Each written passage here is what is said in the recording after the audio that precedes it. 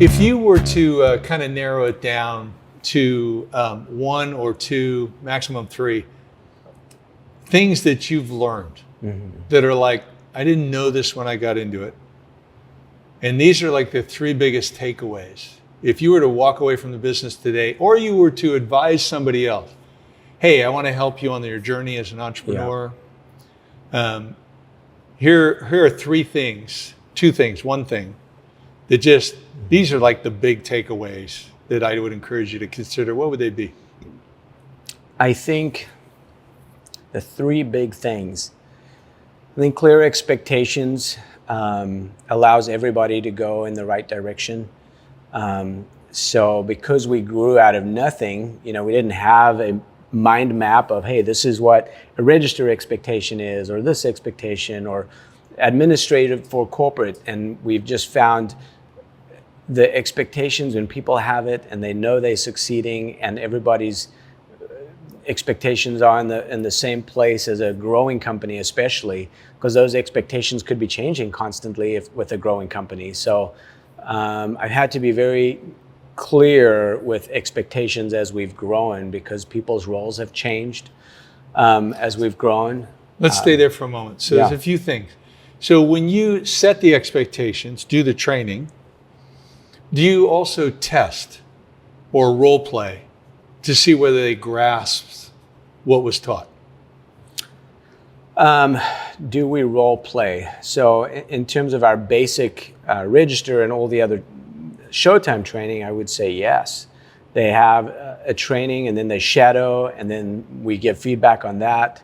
So there is watch what I do what I did, and then we have the lost training. That's great. And I love the way you call it Showtime. Yeah, that's kind of what we call it. Stuff. On Showtime. It's great, yeah. And I think I could do a better job with making sure when I'm dealing with more of corporate staff now, I treat that the same. Yeah. As we're growing, I'm kind of having more people on higher tiers.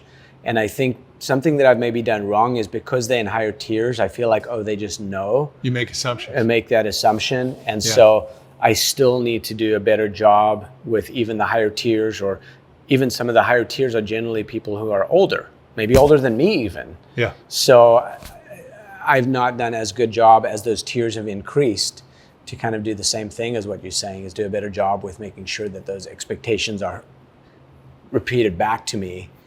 So, and you mentioned something else. I forget the term you used, but you indicated that not only do you set the expectations, you confirm that they're meeting the expectation, but then there is some regular feedback loop on how they're doing. Yep. And what does that look like? How often are they meeting with someone who gives them feedback on how well they're meeting your expectations?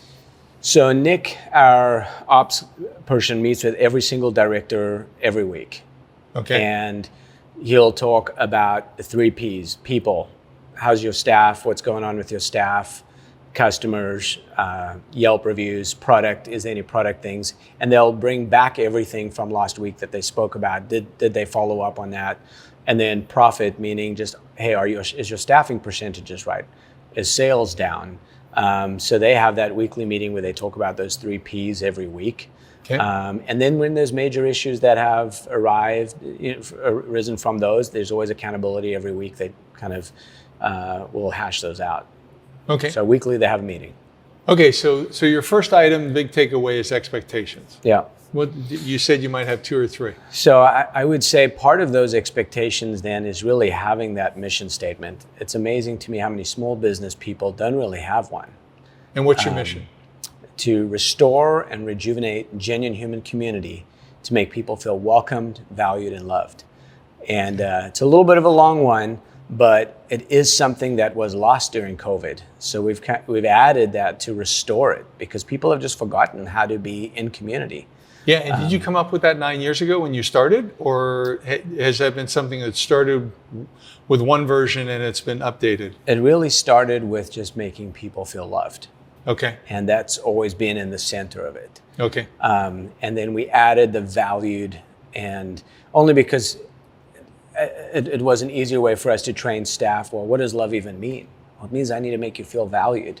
Yeah. Well, another way to make people feel loved is to welcome them, to make sure when they come in those doors, that's how you are able to engage in that love. So those were just the 3 words that kind of has evolved over, I would say, the first year.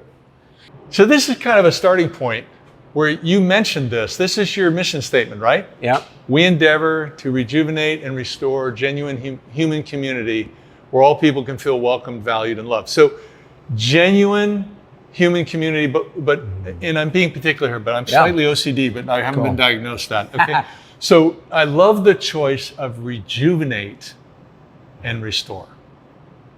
I would almost consider restore and rejuvenate, because you almost restore first and then you rejuvenate. I don't know, maybe I've got it wrong.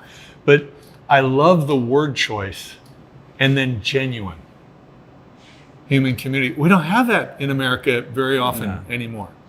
I mean, I think even just with our staff, the ability to speak very honestly and truthfully with each other. Yeah. And that's a skill that we try and teach our staff on how do you really talk to someone. They don't know how to have healthy conflict. So did everybody hear that? I need you to hear that, okay? See, leaders don't teach soft skills. They think we hire people, they know how to behave. Yeah. And how often are you disappointed?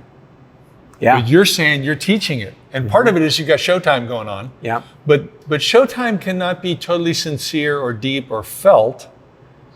Whereas when you're talking about what you're talking about, people getting along, talk to me more about that, because that's huge. Well, I mean, the Showtime concept is like, okay, when we on, that's where we just are on show, right? That's just right. like on a play. If someone's up on stage, you don't have a moment to go like, what are you doing? Yeah. You know, we do the show, but behind the scenes, when we're off stage, that's when we have our communication.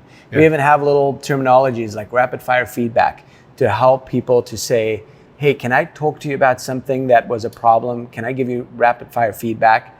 And that's a way for our leaders to be able to just give feedback without feeling like it's, you know. And the reason I was laughing is because we do rapid fire prayer at the House of Prayer. Yeah. So, so I'm sorry. It has to be 10 or 15 seconds. Just a quick. So sorry. And that's so, why I started laughing. It wasn't because. No. And again, Nick, who's our COO, he does such a great job with teaching our leaders how to lead, and then the leaders, which would be on the Showtime, how to have these conversations. They don't let our staff get away with just letting issues happen. They make sure that they deal directly with communication with people. And the skills that they're learning are going to help them in their marriage, in other relationships. And so we definitely, that genuineness, right? I can't have a real relationship with you if I can't truthfully speak with you. And then there's sometimes I need to figure out, well, how do I speak truthfully to you so that you can hear what I need to say? Right? I can't just say, well, hey, that shirt that you're wearing for work looks terrible. I need to be able to say in a way, hey, the shirt that you were wearing today, I just want to give you some feedback on it. You know, one of our values is respect.